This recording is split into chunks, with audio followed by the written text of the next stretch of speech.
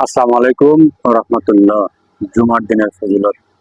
পবিত্র কোরআন সূরা জুমা আয়াত নম্বর 9 এবং 10 আল্লাহ বলছেন, হে মুমিনগণ, যখন আযান দেওয়া হয় আযানের জন্য ডাকে তোমরা আল্লাহ স্মরণে ধাবিত হও এবং ক্রয় বিক্রয় বন্ধ করো এবং সালাত সমাপ্ত হলে তোমরা দুনিয়ার কাজে নিজেকে সম্মান করো যদি তোমরা সফল কাম হতে চাও।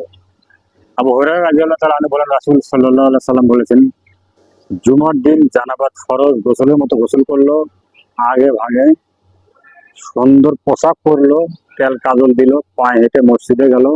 যে প্রথম ব্যক্তি মসজিদে যাবে যে একটা উট কুরবানি করলো, আর পরে যে ব্যক্তি গেল সে গরু কুরবানি করলো, তারপরে যে ব্যক্তি গেল সে বকরি কুরবানি করলো, তারপরে যে ব্যক্তি গেল সে মুরগি কুরবানি করলো, তারপরে যে ব্যক্তি গেল সে ডিম কুরবানি করলো।